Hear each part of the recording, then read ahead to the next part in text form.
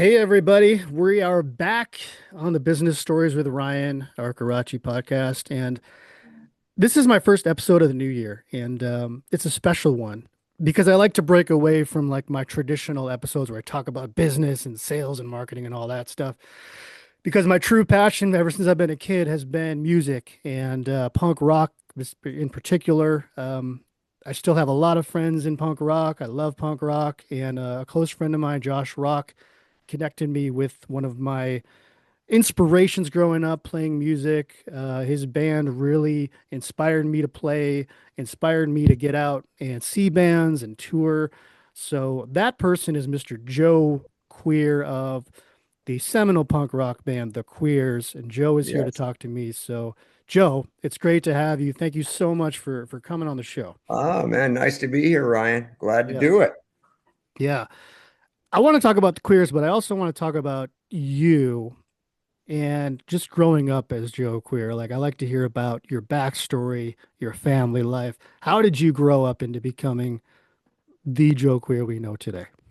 Oh, I grew up in New Hampshire, Seacoast area, New Hampshire. That's where we're from, Portsmouth. Well, Northampton, but I always say Portsmouth because nobody knows Northampton. But yeah, the Seacoast area of New Hampshire. It's only 11 miles long between Massachusetts and Maine. So that's we're always down there. But it's funny when I grew up.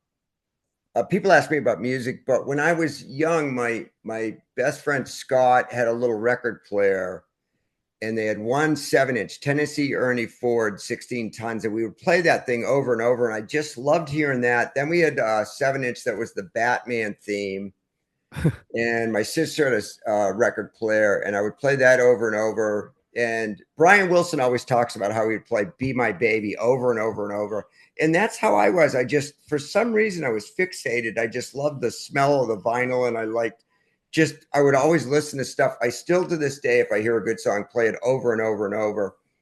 And then when I was about fourth grade, for whatever reason, I just really wanted to play trumpet. I just had to play trumpet in the band. I don't know. It Yeah. was a weird thing looking back that I just really wanted to play music. And that's kind of where I started. And listening to 7 inches back when I grew up in the 60s, the AM radio, I had my little paper route and I would listen to my AM radio, and the songs were just like, just like a jukebox. Yeah. And Paul Revere and the Raiders and Herman's Hermits and the Stones and the Beatles and the Turtles and to Del Shannon and Chuck Berry, and it was just like not Supremes and Motown and all that stuff. And Yeah. then I had gotten into playing trumpet, and I could read music and all that stuff. And so I really then I learned to in high school I got into the jazz band. So I kind of got a little bit of an appreciation of some jazz. And I just like music. Then I realized I was not going to play. I hit that physically, I couldn't do the staccato notes on trumpet. Yeah. So all of a sudden it hit me, and I realized I was smart enough to realize I had hit my ceiling and I wasn't going any further with trumpet. And then I picked up guitar, but I've always had music in my life. So it's kind of odd looking back, but I just, from the moment I just had to get that trumpet and start playing music, and it's always been part of my life, and I'm a lifer. So it's odd looking back, where I ended up, but I always love playing music, and I still like doing it. I never took it for granted. I think the Queers, we had gotten on Lookout Records, and then Green Day got big, and then my dog's barking. But That's okay. uh the other guys, Hugh, but B-Face too, I don't think I owned a restaurant when we got signed to Lookout Records. I owned a restaurant, and that's what I was going to do with my life. I also love cooking. Yeah. And so I owned a restaurant bar, and I was going to buy another one. And then we got signed to Lookout, and we did I think we did one tour with Weasel and one with Rancid. And I said, Dad, I'm selling my restaurant and I'm going to go play music. So by the time we had got on Lookout, I was about 29 or 28 or something. I thought the ship had sailed. I wasn't going to do music. I Yeah. was like, we're just going to play weekends at the Rat in Boston or something like that. That was it. I was happy and content to go run a restaurant because I like doing that. It's creative, and I still miss that to this day too. But anyway, when we got on Lookout, we were able to tour. I didn't take music for granted. I really felt I was lucky to be able to do it. I didn't think it would ever happen. So I don't know, is B-Face our original bass player at the when we were on Lookout? I don't know, is he still had that? He had the drive that I had, because I thought the ship sailed, and I was like, damn, it didn't sail, dude. We're doing this. We're touring around the world and have fans. And it was what I dreamt of doing in high school. Yeah. So, going from Northampton, just playing the trumpet, but that's, I mean, in a nutshell, the musical thing. But you've got to have a lot of drive in music and not worry about your credit score and Yeah. and all that other stuff. Many times I spent my last penny on the band stupidly. I remember my girlfriend, we didn't have cable, and she was like, you're buying a cymbal for your band? That this is before we got on Lookout. You're buying a cymbal for your band? We don't even have cable. I never forgot her saying that. And I was like, yeah, it's kind of crazy, isn't it? But it was like, I was spending $35 on a cymbal for my drummer. We weren't making money or anything, but I just love music. And again, I never took it for granted. And it's what I wanted to do in high school. And I never forgot the little guy delivering papers that would listen to the AM radio with the covers pulled over my head. I told Joey Ramone about that. Do you remember lying in bed with the covers pulled up over your head? That's one of my favorite Ramone songs. I was astounded. Yeah. I thought I was the only one that did it. And he said so many people, he said it might be the biggest line he ever wrote, because so many people came up to him and said the same exact thing. And I was like, I thought I was the only one who would listen to the radio with the covers over my head at night. Yeah. Little AM radio with one speaker in my ear. I'd fall asleep to it. Yeah. So that's where I came from. But, you need drive and all that stuff. But I always wanted to play music. I didn't take it for granted. I've owned restaurants and worked construction and worked commercial fishing and all that stuff. So, I love playing music. Not every minute of it, but it's always been with me, playing music. And it's kind of, even through restaurants and construction, all these other jobs, I always wanted to play music. So that's kind of kept me going. It's kind of the one thing grounded me in my life was music. So yeah, it's kind of funny though, but how it ended up. I think in a punk band, well, I think with any band or any venture, like there's adversity in the beginning, right? And I think as a punk band, you have even more adversity because people don't expect punk bands to become successful. Um, did you Right. deal with that early on? I mean, you said you had your girlfriend who was, giving you shit for buying a cymbal when you could have been, getting cable. Yeah. And that's probably a small thing, but I'm saying, what was there any other times when you felt that like that adversity, like, oh, I don't know if we can keep doing this. I don't know if I can keep doing this. This is getting hard, especially maybe in the Lookout time when it was probably you're trying to grow and you're trying to build it. Were you We experiencing that at all ever then? No, No. no, we didn't handle our money well at all, because we got together and we would rehearse. My restaurant was open 6 days a week, and we had a little bar downstairs. The bar was down in the cellar. It's overlooking the river out back, Exeter, New Hampshire. Anyway, so we would go in on weekends and we would practice on Sundays, and we'd practice at my bar. And then we wrote to Ben Weasel. We got in touch with Ben Weasel because we heard Boogada. We liked Boogada, me and B-Face and Hugh. And we got in touch with Ben. And so it was weird how they did My Brain Hurts. And then Ben got us on Lookout, and we did Love Songs. And I got my first royalty check from that. It was like $4,232. I still remember it. And that was just for me. And the other two guys got a check, the same thing. And I was like, man, this is like winning the lottery. Yeah. So really from those days, we were able to tour. We had some rough tours at first, but then we got a booking agent. And then pretty much once we got going after Beat Off, our second album, we were able to do it and live off the band. I've been able to do it. The only times things got tight was due to me not managing my money, but money-wise, I was able to do it. I did go after I sobered up, after my dad died. I did go work with my brother on the commercial fishing boat, but only because it kind of like helped me stay sober. And I would tour, and then I didn't do it because I made more money playing music, but I did it because it kept me kind of grounded, as it were. Yeah. So, but we were lucky in that we've been pretty much able to live off the band ever since those days, believe it or not. Yeah, we didn't have it was pretty easy. The only time things were tough was when we, fritter our money away through drugs and drinking and partying and shit like that. But as far as, so we had it pretty easy as it was, we had a label that fronted us 20 grand and we went and got a brand new van in 1996. So, we paid cash. The guy couldn't believe we would go strolling in. The salesman thought we were full of shit. We're like, no. And they sent the money over and we bought the van and walked out like they couldn't believe it. Right. But we were lucky in that respect. Yeah. So, yeah.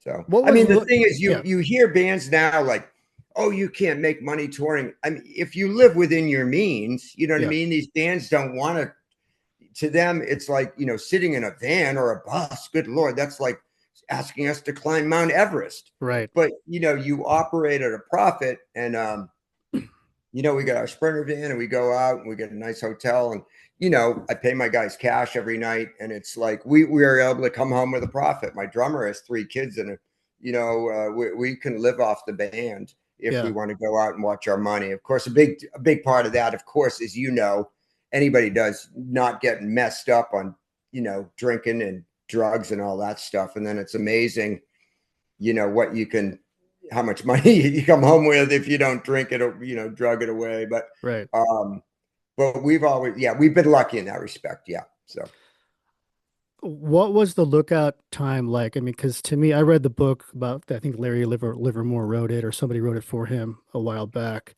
And that was like such a magical time because you had Green Day coming up. You had you guys, I think it was the Mr. T Experience. Weasel. And the Weasel, of course. And I mean, and that was at a time when I fell in love with all those bands. I mean, Screeching Weasel, you guys, like I heard all that and I went, wow, this is magical. But I don't think there will ever be a time like Lookout Records again. I think that was a really important time in punk rock and you lived it. I mean, what can you remember about the shows, the label, the culture back then? What was it like for you? It was great. I mean, we went again. So I was working, I owned my restaurant and we were just practicing. Hold on one sec. Sorry. Okay. Be quiet now. And sorry, hold on. It's okay. Stay out there. Hold on one sec. Stay out. Sorry about that. I have 2 Australian cattle dogs and it's okay. They want attention. An animal lover. But anyway, yeah, we went from stop, Yuki, Momo. We went from so we'd rehearse at Joe's place on weekends, on Sundays, and we'd drink beers, and our friends would come down and we'd write songs. I don't want to be a granola head and whatever. And so we went from that, and then we went out and did a couple tours. And all of a sudden we did love songs and we were able to tour. And it was astounding. It was bad for us as alcoholics and drug addicts because every night of the week we would find people like us in Boise or Mankato, Minnesota, or whatever. Someone always was ready to drink. Right. So it was really bad in that respect. But it was exciting because we got swept up into that whole thing, that vacuum that Green Day. I think their first 2, Kerplunk and that other album, sold 8 million copies each on Lookout. Wow. So we got swept up in that. It was exciting. I mean, I wish I, stayed sober back then and enjoyed it more, but it was great. I mean, MTX and even lesser bands on Lookout, Smugglers, High Fives. They were killer bands. They were amazing, man. They were fucking killer. Yeah. And so stop it.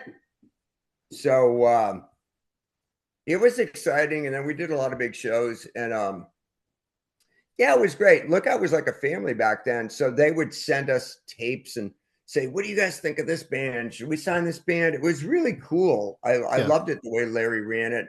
And then unfortunately, Chris and Molly and Pat ran it. And then things just didn't work out. I mean, Molly tried hard with us and worked really hard. And then they just I'm not a good businessman. So I just look back at the great times and how hard those guys worked to help us. And I don't like it when people give Molly shit or blame her or whoever for the label. It's just, it is what it is. It was just a special time. Yeah. And, but it was really good energy and I really liked it a lot. Yeah. And we were lucky to be there. I mean, we did Love Songs was a good album, but then Beat Off and Move Back Home musically, and they got some moments, but they sold well and we made a lot of good money. But we were able to sell those. We didn't think they were that. We knew they weren't that good. We were capable of far better than that. And those albums both sold really well because of Yeah. that whole Lookout scene. But it was great. MTX, all your peers are writing great stuff. So it like really inspired us. Green Day, they had left Lookout, but still, the Muffs, Green Day, Ramones, those were your peers. So I think it helped us bring our ball game up too. But it was a good time. Then it was exciting, Nirvana and Weezer and all that stuff. It was exciting, good energy, and so I kind of thought it was going to last forever. It didn't, but I still, I just remember the main thing I remember from Lookout was that everybody stuck together and they were really behind us, and we felt like we were wanted. And I still love Chris and Molly. I've lost touch with. I don't talk to them all the time, but I see Bratmobile still playing, so hopefully I'll see Molly. But I thought they did a great job for years. So Yeah. I mean, if you look at the culture now, I think there's a lot of people, younger people, who are easily offended, right? And then if we know the Queers, yeah, we know that early days there was a lot of songs that would be considered like song titles that would be considered offensive now. I mean, oh yeah, yeah. do you feel like if Not the song Queer, titles. I think lyrics mainly. I don't yeah, know. Well, some of the songs, Homo, I guess that was one. yeah, Only because we were on the Muffs tour, and I was singing that, and I showed it to Kim, and she goes, "That's kind of like a Muffs chorus." And so we did the song. It's kind of a throwaway song, but now you wouldn't want to do that because you get. It's funny because the kids are so far to the left now that they call us Nazis, and it's weird. We're like, no, no, no, we're the left wing, man. And so you can't win. Now they're like, your name's offensive. And I was like, yeah, offensive to who? Are you homophobic? What are you talking about? yeah, And it's really, but how it is. You can't please anything. I just, the problem was the great punk bands back in the day got their point across through humor. right, Dead Kennedys, the Circle Jerks, yeah, all Black Flag, all of them, and they were serious, but yet they had their tongue in cheek. And number one, they were goofing at themselves, goofing yeah, on themselves, and that's the same thing with the Queers. It's like the greatest lesson in life is to learn to laugh at yourself and right, don't take yourself so seriously. yeah, And now you say stuff, and it's obvious satire, like Joe Queer said this or whatever. And it's like, dude, I'm in a band called the Queers. It's not a press release from the White House. It's just so people are scared to laugh, yeah, It's like, oh God, am I gonna get called a racist? Blah blah yeah. blah blah blah. One So second, it's Joe. I gotta really just grab something. I'll be right back. no, Yeah. no, no problem. Yeah. Sorry about that. No worries, yeah. Um, But anyway, so yeah, I mean, I think, and that's what kind of trips me out because when I was growing up, I mean, I got into the Queers. It was about 96. I think I got a Hopeless Records compilation or something. It oh yeah. was a comp I bought, and I heard you guys, I heard Screeching Weasel or something, and I was hooked ever since. And I grew up in Western New York, so it was a college town, and everybody I knew was into punk. I mean, there was a Ramones cover band at my college we used to go see called the Malones. I played in Oh several yeah. bands. So Where was that, if you don't mind me asking? Ithaca? outside Where? of Buffalo. So I grew up in a town Oh, called okay, okay. Dunkirk, which was like an hour outside of Buffalo. Yeah. And that's west of Buffalo? Yeah, I think so. Yeah. Yeah. It's like I grew up on Lake Erie. So right on Lake Erie. Okay, yeah. I mean, I've heard of Dunkirk, but I couldn't pick it out on the map, Yeah. but I know Yeah. of Dunkirk. Yeah. Okay. So Anyway. yeah. Yeah. So I had, a circle of friends. And one of my best friends, Rich, actually hung out with you, and two of my other friends, Matt and Mike, were twins. And I was telling Rich, hey, I'm gonna have Joe Queer on the podcast. He's like, oh, we hung out with Joe at a show, like I don't know if it was in Canada or somewhere, and making fun of me and poking fun at me because he's bald and you're bald, and he's like talking Is about that right? how you know, and Matt and Mike are twins, and you guys were joking about that. It's just so weird how everybody's kind of in some way connected in some Yeah, weird way. It's just yeah, funny, you know. yeah. So But that's not to interrupt, but that's one of the funnest things about music that I dreamt about doing in high school is just having friends and like the network of friends. That's how, people are like, oh, are you bummed out you didn't make it as big as Green Day? And I go, no, I don't begrudge them that. But I mean, I'm so happy with my life. So if I had made another move, I wouldn't be, married. I wouldn't have met my wife if I didn't do that tour because I met her on tour. You know what I mean? Like yeah, things worked out fine. So yeah, I'm like happy and I wouldn't trade it for $1 million. So yeah, anyway, but the fun part is I hear stories about like, oh man, we helped you load your gear out or whatever. It's just, I've met the greatest people playing music. And it is funny how, you got these little stories. And that's the yeah, fun thing about punk rock yeah, is, especially at our level, it's not that big where you could just, you meet a lot of people like that stuff. Oh, we met here and there. And like every show I go to, like Punk in the Park, 50 people come up, Joe Queer, dude, you got me and my buddy were 15. We couldn't get into Showcase Theater in Corona. Man, you stuck us yeah, in the back door. All stuff like that. It's right, like, oh, that's cool, man. So it's so yeah, funny, man. But yeah, that's the fun thing about music. You don't have to be in the band or whatever, just fans. So yeah. I love that. So And for me growing up, it was like I have older siblings, so I would tell my brother like, "Oh, you got to listen to this band, The Queers," because he loved the Ramones. I mean, he's seen the Ramones, and he was older than me, so he got to see the Ramones live. I never really you did. never did, yeah, The yeah. closest thing I got to see was Marky do a DJ set when I first moved to Vegas. He did a DJ set at a club bar out here, and I was Okay, like right next to him, and I was like, "This is the coolest thing," you know. It's like Marky Ramone yeah, doing a DJ set, you Marky, know. yeah, yeah. Um, That's great. but I'd tell my brother, like, hey, you got to hear this band, The Queers. They're like the Ramones, but like the Beach Boys, and they kind of blend it all, and they're really good, and they're really poppy.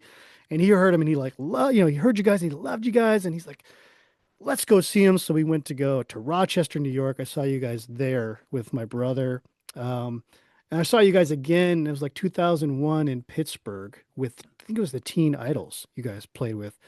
Was Um, that upstairs at that upstairs place, Club Laga? Do you remember? Or you it had to was climb up about 4 sets of stairs? Club Laga. probably, I No. can't Oh, remember, but it yeah. was, Okay. Anyway, I was yeah. just curious. Yeah. But I think I still have actual photos in a box of the show. But yeah. Cool. So and I know you guys are playing Vegas next month on Valentine's Day, so I want to try to get my wife and I to go to that. So that's going to be fun. Okay, cool. Yeah. I haven't even looked at the dates really, to be honest. I know I got to leave February 4th and head west. So I don't know where we're going. So, oh, we're so busy. It's crazy. But anyway, all good stuff, though. Yeah, yeah. I mean, I think I just, I want to ask you too, like, being a band for 40 plus years, I think it's hard to keep people together. I think people come and go. What do you do to keep the band tight and maintain the band's identity, keep people, you know, happy on tour? Because I've played in bands and like I know people get at each other's necks. People get tired, they get exhausted, they get irritable. How do you keep it all together after 40 years, Joe? Well, we're lucky. I pay the guys cash every night, and we get good hotels, and we get good hotels, and I pay the guys cash, no drinking and no pot, so that takes out makes it a lot easier. Yeah. And then, my attitude is my band, so stop, you guys. It's my band, so everybody kind of knows we got a leader. So my attitude is, if you don't want to be here, that's fine. I get it. It's not fun every moment. We're not making $1 million. But if you don't want to be here, just let me know and I'll buy a ticket home. So Yeah. really, Hog, our drummer's been here for years. Ginger, he's more of a guitar player. He was on bass, so he's busy with Screeching Weasel. He kind of left to just fill in with them on guitar, and Yeah. he's more of a guitar player, so he's been playing with them. Hold on one second. Okay. And but keeping the band together, yeah, a big part was just no drinking and drugs. And then I'm the leader, so that kind of puts everything in place. And we have a good time. It's Yeah. mainly not drinking. Drinking just adds so much trouble. Right. But we have fun, and once you're in the group, it's like got a sense of it, it's fun being in the group because it's a funny thing traveling around in a band called the Queers. You just laugh at everything and or a lot of stuff, and we have a good time. So I don't know, it's a combination of stuff, but the main thing was not drinking and doing drugs, Yeah. and we get good hotel rooms, and by and large all the shows are good too, so we have fun. We like co-headlining tours like with Bottle Rocket or Dwarves or Dickies or Black Flag. We went out with them last tour, and that's been great getting to meet Greg and everybody. He's got a new lineup, so there's not any one thing, but we're just feed the guys and get a good hotel room, and we can handle a lot of stuff. So Yeah. and it's fun. So yeah, not every night, but you got to want to do it too. So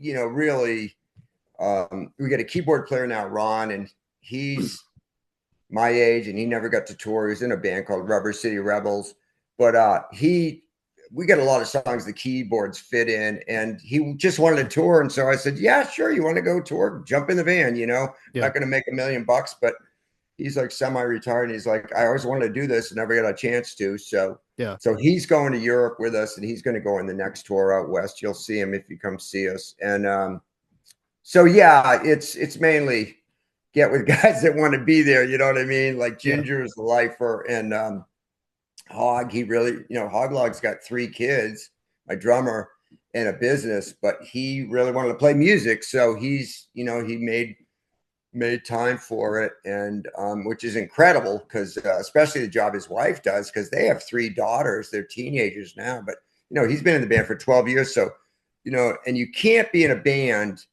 where your girlfriend or your wife is calling, needs to talk to you every day. You just can't, you've got to Yeah. have, like my wife and I, we don't have kids, but we just, we deal with touring. That's part of our life. Same with Hog and his wife. Yeah. It's amazing what they have done. And they've got 3 wonderful kids, and they're great parents, Shara and Hog. And so, yeah, you got to want to do it. It's a bunch of stuff, but I feed them good. I pay them cash every night, and or Venmo, and we get good hotel rooms, and so we are able to weather the storm, and so with guys that want to be there. So, but a lot of times, Ryan, I've had great guys through the years. Philip from Teen Idols, Matt, he's with Less Than Jake. They were in Teen Idols. A lot of times, people like my buddy Bear was drumming with us for a little while. He got married and had a kid, and then graduated from college, so he's teaching school. Salsa Man Dave Trevino, he got a kid, now he has 2 kids, and he was able to play with us for a few years. A lot of guys, Isaac, who was with us on bass for a tour too, everybody's kind of gone on. You got to be in the music mode, and a lot of times people get kids or jobs or life just gets in the way, but a lot of them, I'm in touch with so many of the guys that were in the band. They're all cheering us on. They're like, dude, so happy to see the Queers still going. Dude, I can't believe it. I'm, following you guys. And so we're all still friends. Yeah. And that's really cool. Lurch, our old drummer, Lurch Nobody. I'm still in touch with him all the time. Philip.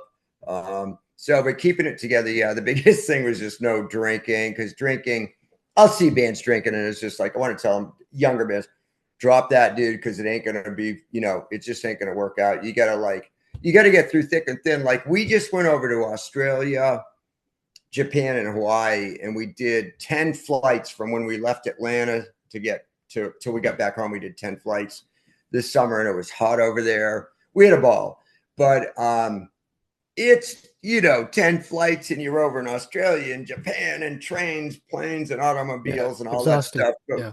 we had a ball. Not every minute was fun, but it was just, we had a great time. So we do it again in a heartbeat. So that was a lot of fun. So you just got to be ready and know what you're getting into. So that's how we keep it together, really.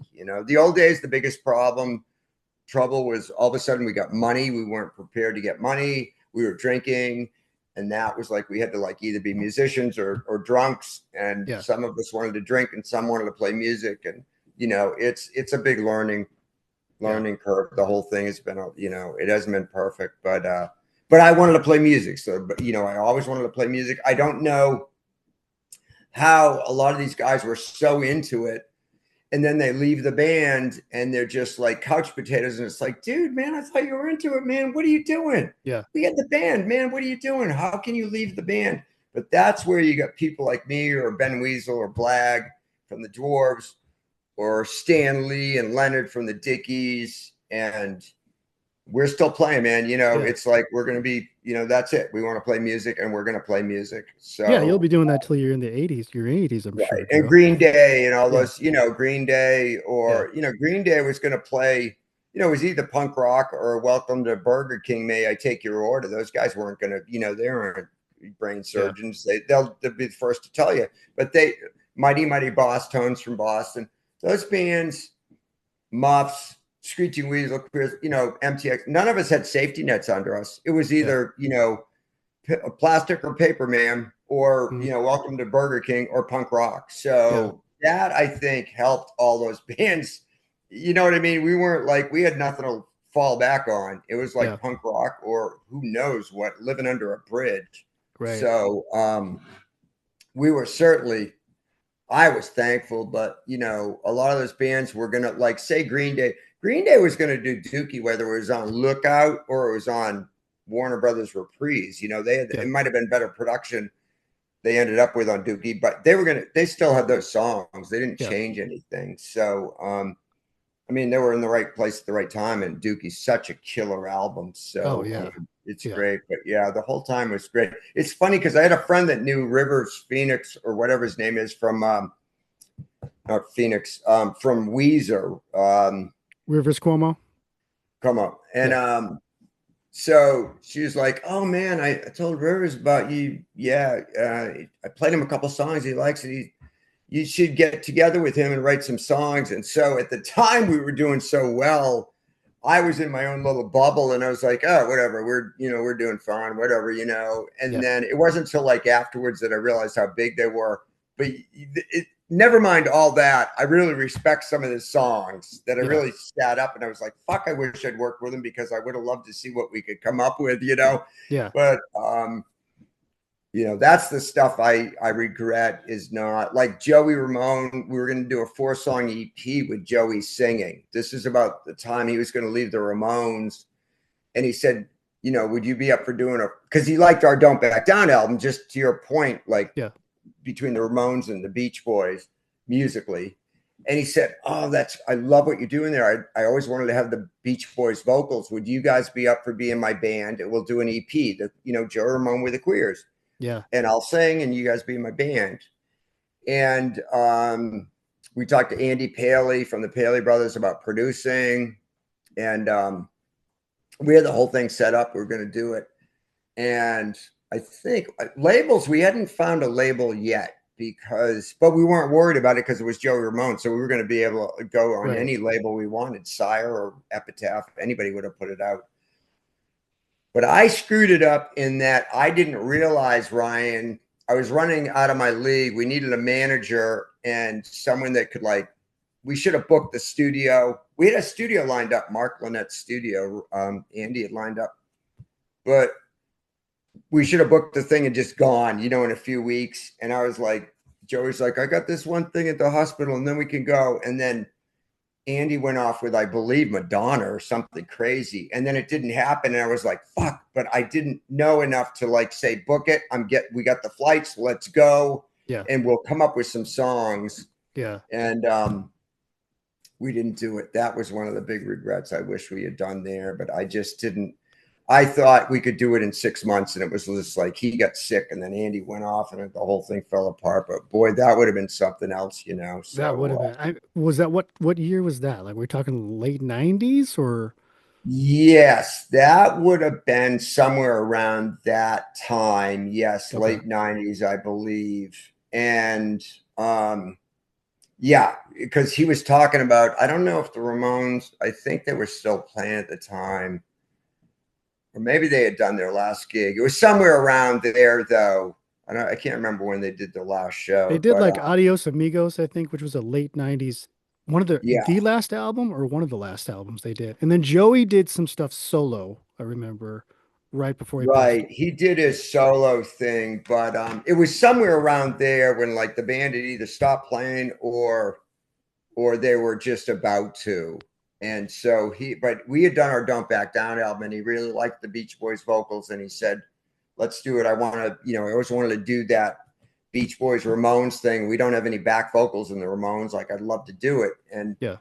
one thing I had said to him, he goes, what are we going to do for songs? And I had said, my suggestion was, I wanted to do It's Cold Outside, even though Stiv Bators had done a version of that with like the Dead Boys or Stiv Bators solo or something. But I thought Joey could sing that. I knew he could have sung that really good. But I suggested, In My Room by the Beach Boys, that, Yeah. I can there's kind of hear a it. world where I can Yeah. go and tell my teeth. Like, it's like a Frere Jacques thing. Right. And Joey knew the Don't Back Down album we did, and he liked that song that Lisa Marr sings called I Can't Get Over You. And at the end, we've got three harmonies going. Ba ba ba ba ba ba ba ba ba ba ba ba Hmm. ba ba ba. I can't, we had three, and he goes, that's so cool.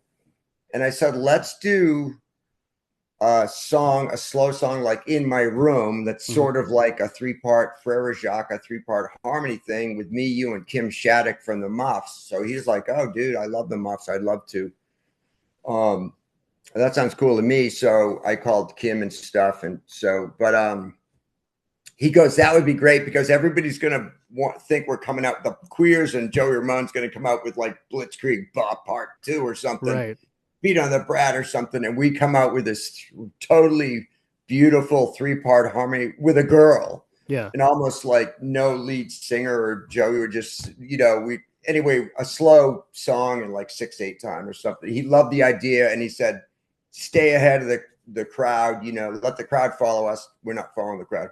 Yeah. So, which he loved the idea. I wish, again, it didn't happen, but I wish we could have done it. But I did learn just from talking to him about that stuff, like, stay out of the crowd. And he always told me, he said, I hate bands that stay punk for the sake of staying punk.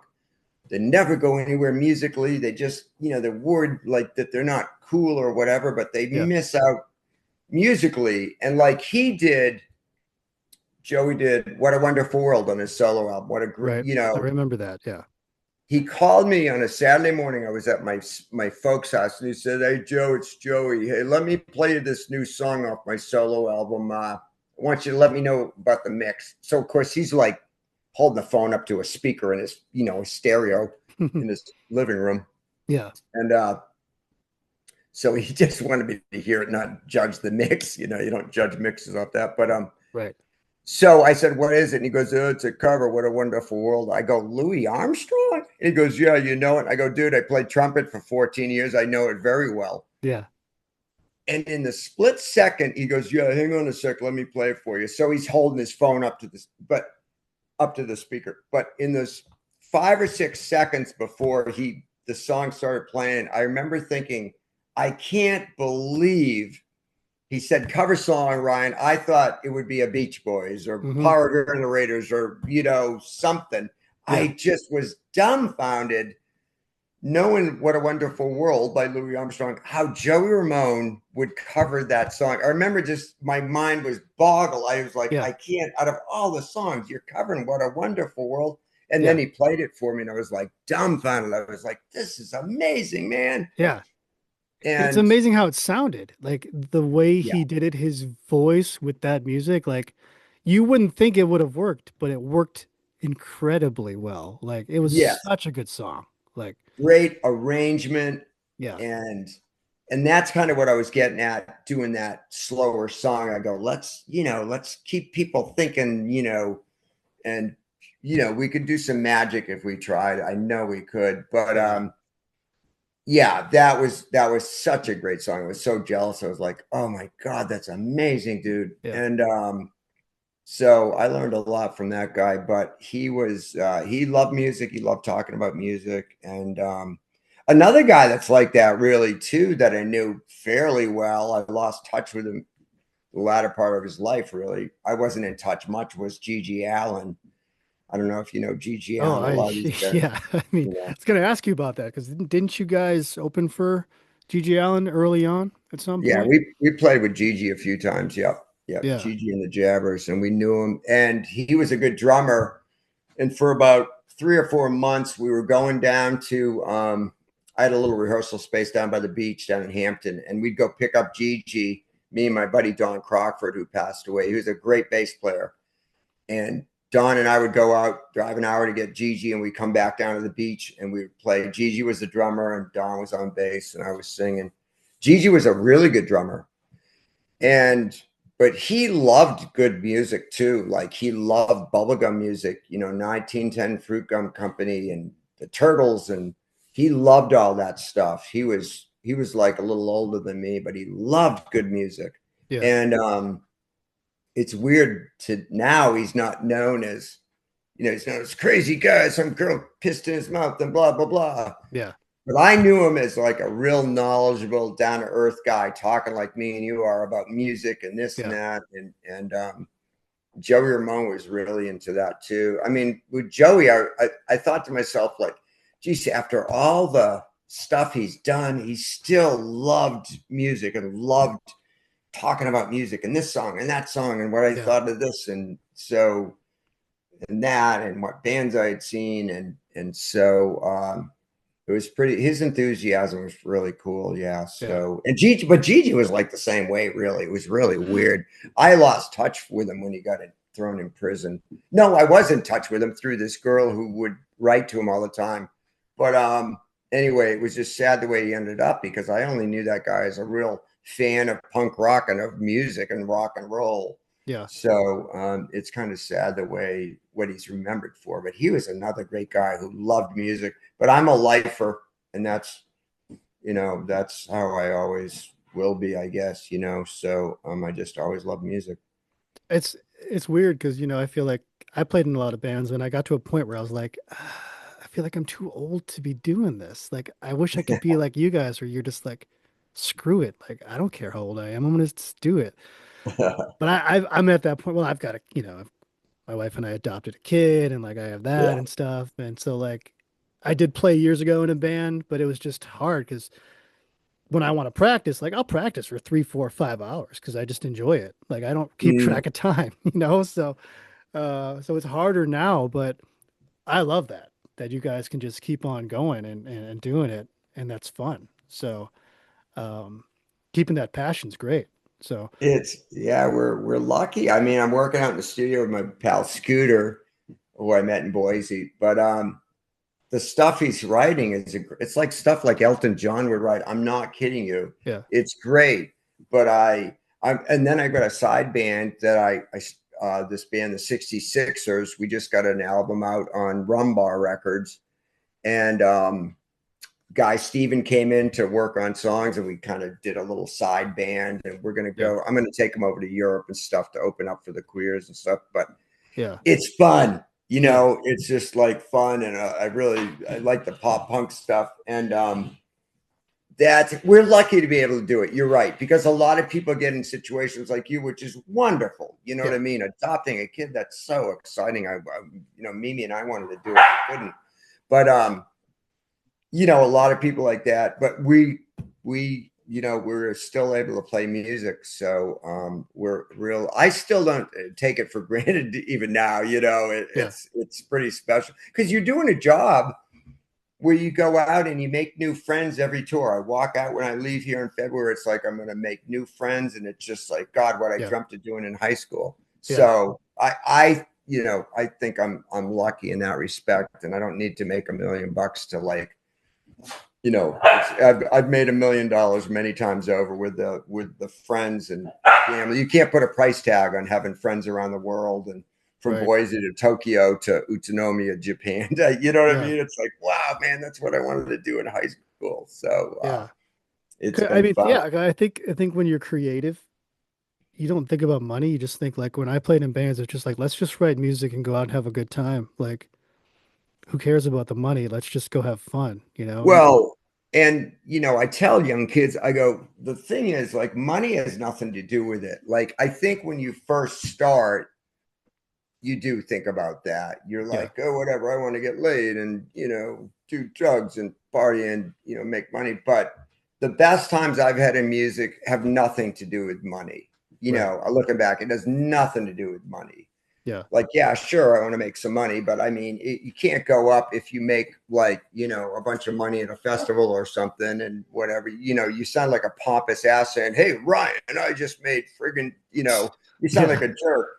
Right. And then to half the people, the other half are like, "You chump, that's you only made 5,000 at that shit. You're bragging about it." You know what I Yeah. mean? So it's like you can't. Yeah.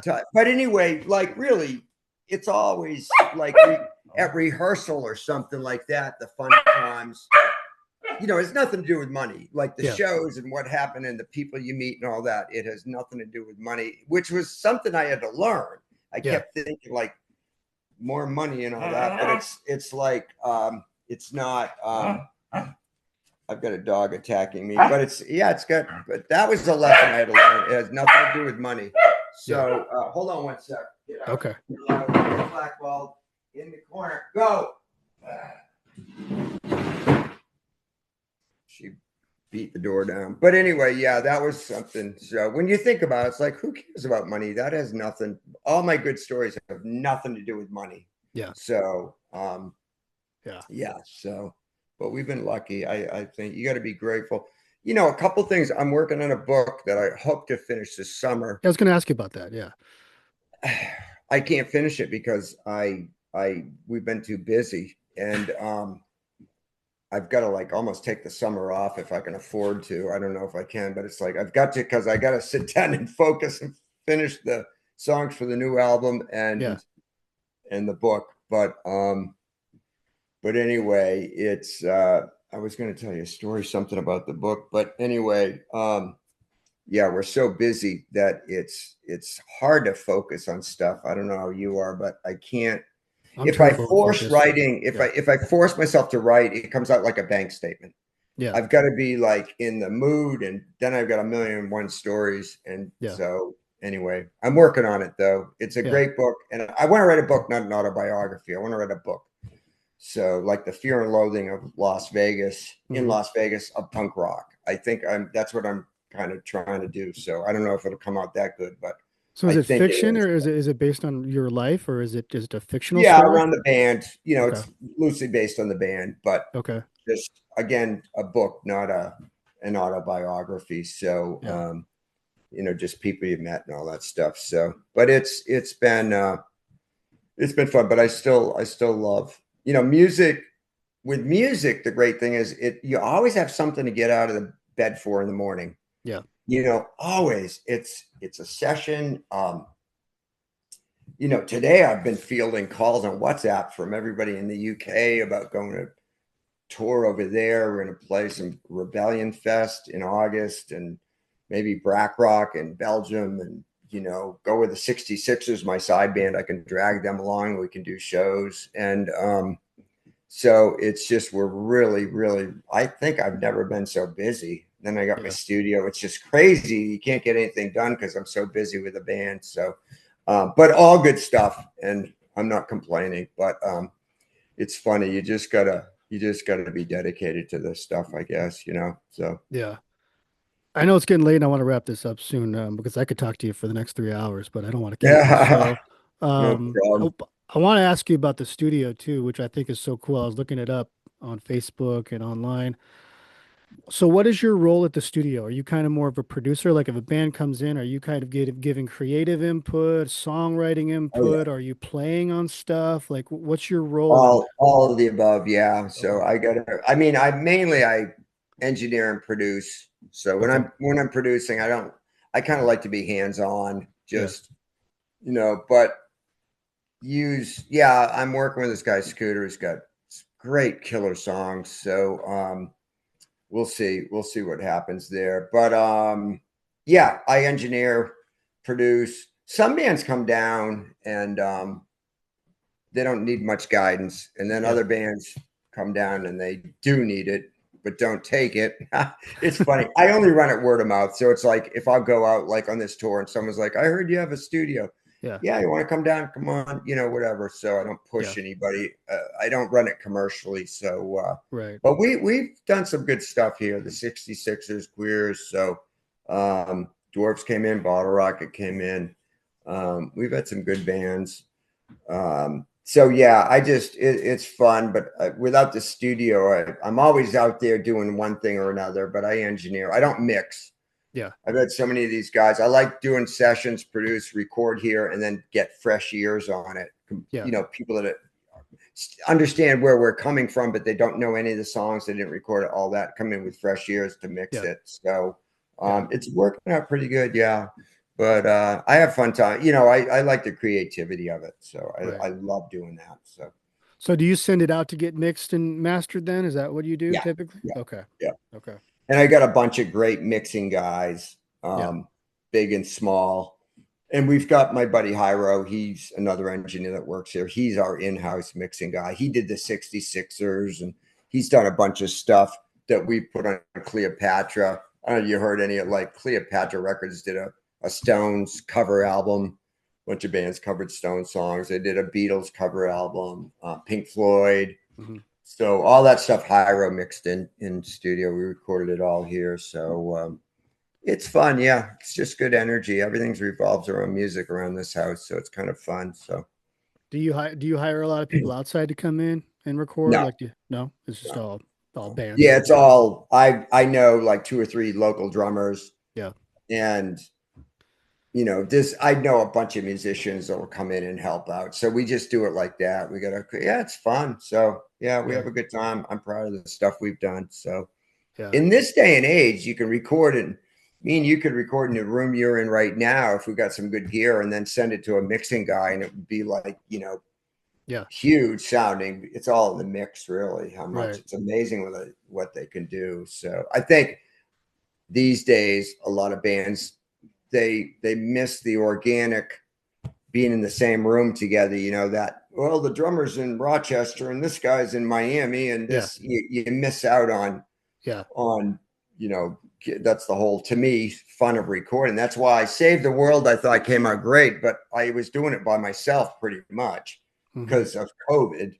Yeah. And they had everybody in an uproar and scared the sky's falling in Chicken Little.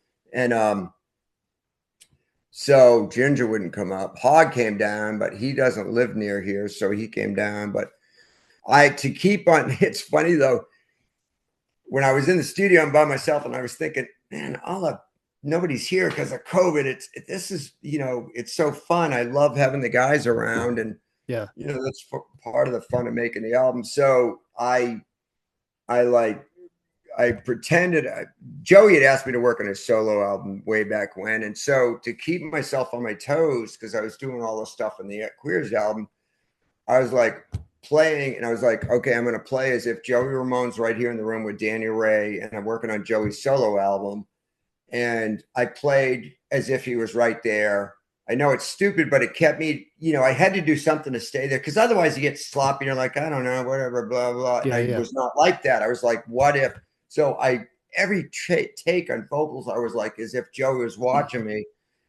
Stupid, I know, but it kept me on my toes. And I did every take as if him and Daniel Ray were there. And if some big league guy was there, how would I play? And I go, that's how I'm going to play. I'm not going to fuck it up.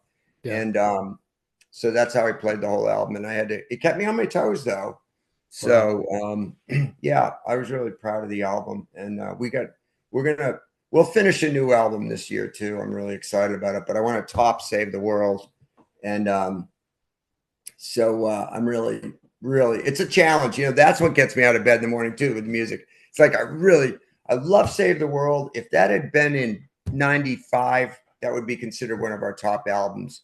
Our albums don't have the impact they did. But if it was back then, God, that would have been a killer album. So it still is. But I want to top it and really do something even better this time around. So I can do 3-chord shit, sit in the toilet and write out all sorts of dumb stuff, 3 chords, punk, you know, but I want to take it and work on this song and that song. And I've got some great stuff I'm really proud of. So it's, you know, I don't want to do an album once a year. You know, it took 10 years to make Save the World between albums. And then this one's going to be 4 or 5 or something. So I want to make it special, you know? And so I'm really excited about that, but it's a challenge to make it better than Save the World, which I know I can. So that's, you know, again, you you got to challenge yourself, you know. So Yeah. I'm really excited about that. So yeah, we'll see. But it's just a band from New Hampshire. It's still, I have to pinch myself and say, God, I was like, what I dreamt about doing in high school. I wanted to have a band and have a studio and like Yeah. get to do this shit. I was like, fuck. But it's funny talking to you or many people. We opened up for the Ramones three Yeah. times, and That's wild. saw them umpteen times. So, we're really lucky that I was lucky I got to do that and see those guys and behind the scenes and a little bit of what made Joey tick, but he was Hmm. a nicer guy than I had to pinch myself a few times when I was talking to him because I was like, this is Joey Ramone, but Yeah. again, we're just talking like me and you are, and it was really Yeah. cool and talking about bands. I remember I told him how I saw Kiss was the opening band, Journey was the middle band before Steve Perry, and the headlining band was Ian Hunter and Mick Ronson, Hunter Ronson band with the Orpheum in Boston, and nobody knew Kiss. They sucked, but I remember telling Joey, and they played. Hunter Ronson played Moon Age Daydream by David Bowie. It was like so cool, man. I was Hmm. like, yes. I mean, I saw Bowie 3 times too, but Wow. I always wanted to see him. The Ziggy Stardust. I never saw that thing, but that era, but right afterwards. But it was really cool. Joey loved that and T Rex and all that. It was fun to talk to like one of my heroes and like just But he was just a fan of music. Yeah. Great. So Yeah. yeah. Could you ever see like a Queers version of Rock and Roll High School? Maybe a movie of the Queers? Someone's asked us to do stuff like that, but we never did. Maybe Yeah. back in the day we could have. I don't know. Now we're a little long in the tooth, but I mean, it's a good idea. Yeah. There's some cool ideas out there. So anyway, I don't want to mention it now. I've got some pretty good stories about that along those lines in my book. So I got a big mouth, so it's hard for me to not tell all my good stories. I'm saving them for my book, but Gotta save it for the book. Yeah.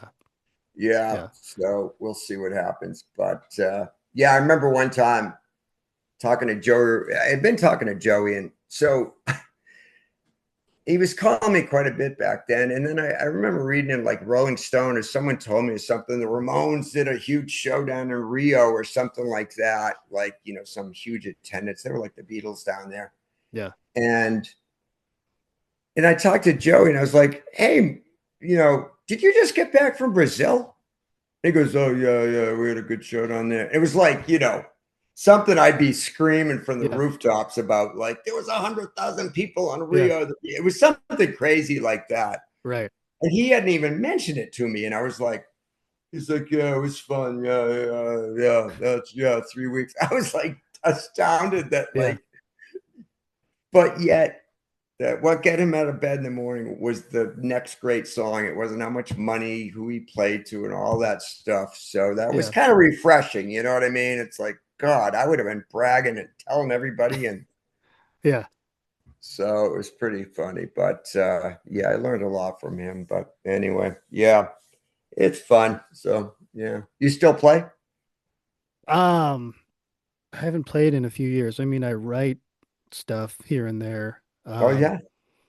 And you know Josh Rock, who's talked to you, Yeah. he's Yeah. Of like, course. I want you to play bass, and I'm like, all right, Josh, let's do it, but it's trying to align everything and get everybody Yeah. together. He wanted me to It's come and tough. record with you, and I'm like, oh, are you kidding me? I'll come record with Joe Queer. Are you kidding me? I'll do it.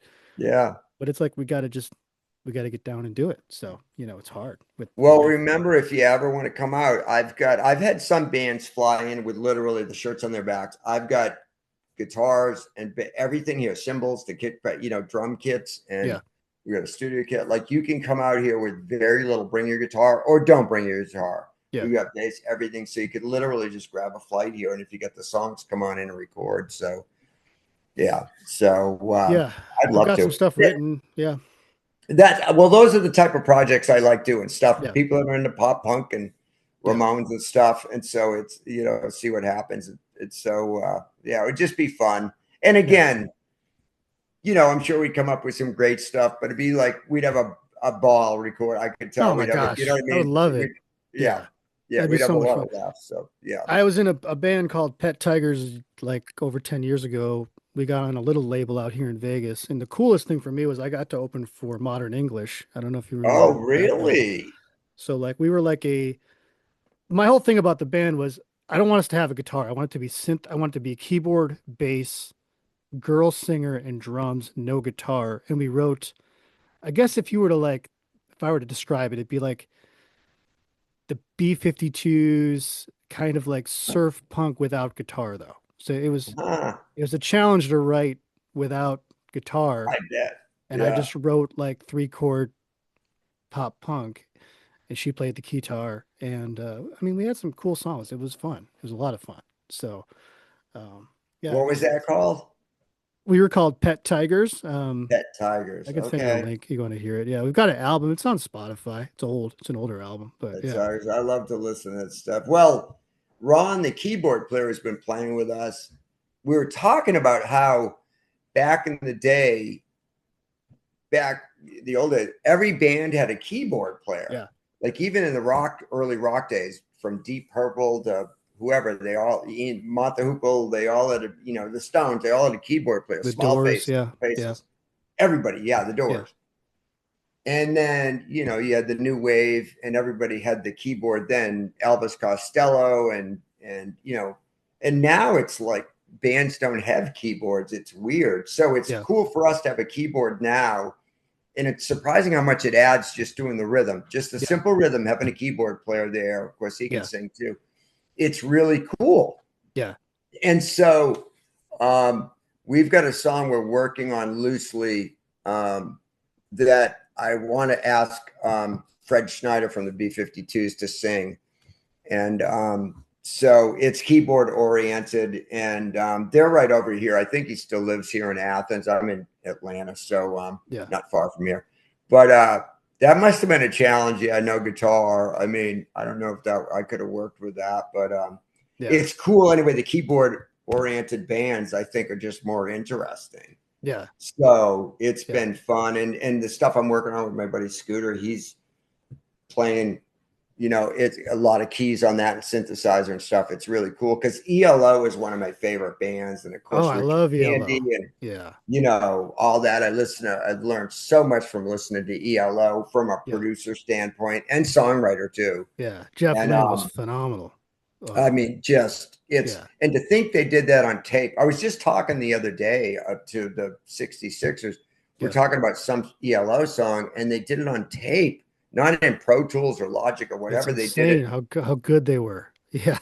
Yeah, and to think that they did that on tape and all the different, I mean, what a producer. It's just insane how Yeah. good it is. And so yeah, I learned a lot from it. But anyway, I love that type of stuff and the Yeah. synthesizer and all that. I just think it's great. My buddy over in England was saying at Christmas he went back to see his mom in I think Andover, UK or whatever.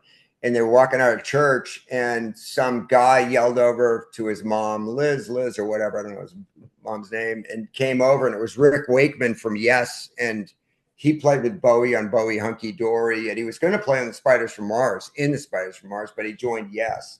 Wow. And he said he was standing there, and he goes, I couldn't believe it. And Rick Wakeman went to the same church as his mom and knew her well.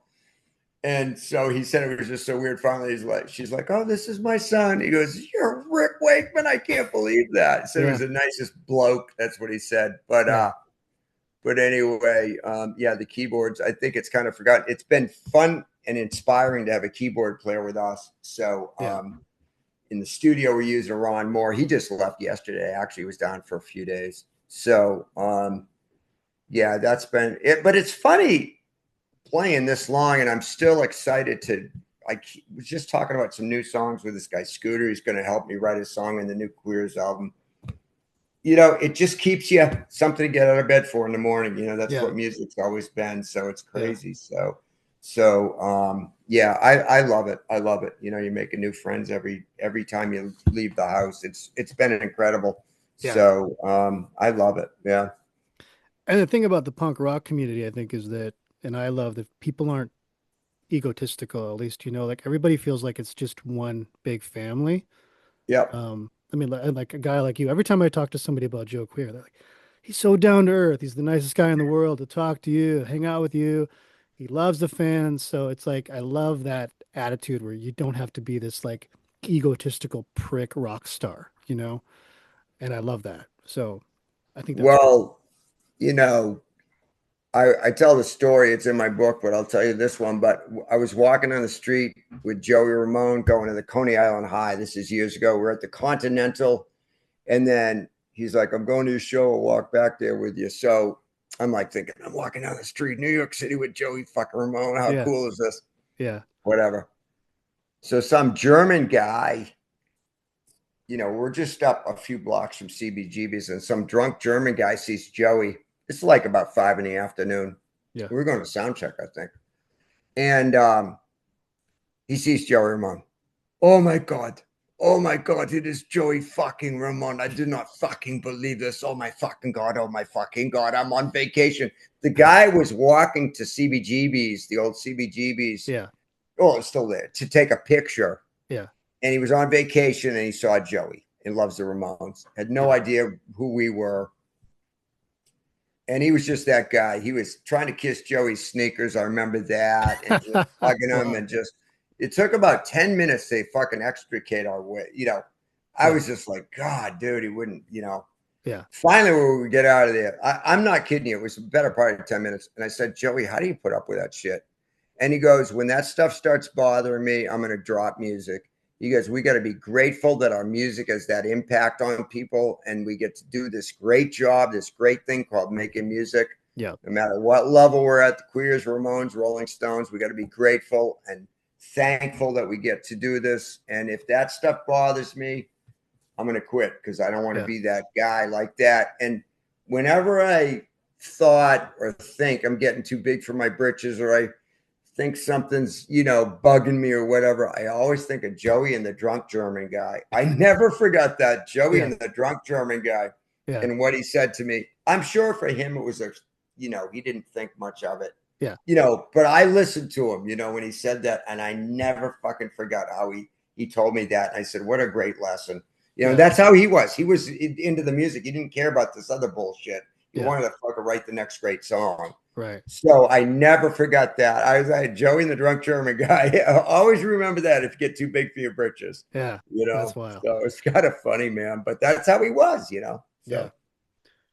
Well, Joe, I'll wrap this up. I hope we can keep in touch. Alrighty. I want to come and see you in February in Vegas. So it'd be great to meet you in person and shake your hand and get to see you guys play. So yeah, sure. Look Come on down. Just shoot me a text. I'll put you on the guest list. Just text like that afternoon or something. I can tell you we've got plenty of spots on the guest list. So okay. Yeah, it'd be me and my wife wanted to go too. She hasn't really heard the Queers, but she wants to go. And I'm like, all right. Oh, good. Okay, there you go. Let me ask you, where is the show? What club? Where's the it's Backstage Bar and Billiards. It's downtown Vegas. So it's like right off of Fremont Street, right in the middle of downtown. Yeah. Okay. Yeah. It's a good venue. It's a good venue. Okay. Yeah. All right. Cool. Yeah, I'm looking forward to it. We love going out there. So we always stay down there in Henderson, down at Sunset Station. The guys like staying there. Well, they got the all-night diner in there and the restaurant. And then, if you want to go gamble, I don't gamble, but they got a Starbucks in there and everything. So they're kind of handy. Yeah. So we always stay down. And plus, I don't like staying down in it gets too crazy there, any city really, not just Vegas, but so we always stay out a little bit. So, yeah. So, but hit me up. I'll put you on the list. Yeah, that'd be great. If you need advice on where to eat or where to go, we know a lot of good spots out here. So, you can always ask me. So, yeah. Okay, cool. Yeah, we'll do. Yeah, but shoot me a text or I'll try to text you before we get out there that afternoon. But be glad to put you on there. Yeah, so be fun to hang out. Oh, totally. Joe Queer, I can't tell you how grateful I am and honored to talk to you and hear all your stories and listen to your music.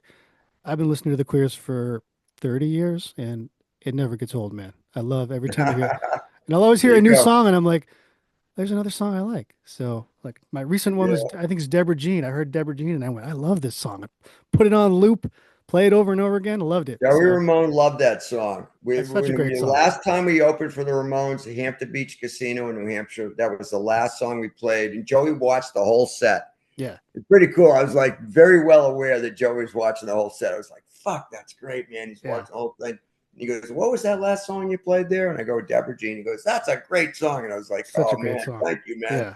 Yeah. So So many good it's harmonies and everything. I love it. Yeah. yeah, thanks. But anyway, yeah, no, hopefully I'll see you here in a few weeks, Ryan. Good Yeah. to talk to you. And just keep in touch, but text me that afternoon for sure. Maybe we can grab a coffee or something, I love that. Yeah, let's do it. Yeah, So yeah, thanks, Joe. absolutely. We're gonna wrap this up. But Joe Queer, everybody, look up the Queers if you haven't listened to him. Check out his book when it comes out. When are you releasing the book, Joe? Oh, you don't know because you're not done with it yet. It's gonna take a while. I'm not sure, but I'm hoping by early like next year we'll have it all done and out. I'm All I'm right. I'm shooting for that. So Okay. I'm kind of like putting everything aside to finish the book. So Okay. um hopefully we'll get it out soon. So we'll see. So All right. Thank you, Joe. Joe Queer. Look up the Queers, and let's keep in touch, man. yeah. Okay. Thanks, Ryan.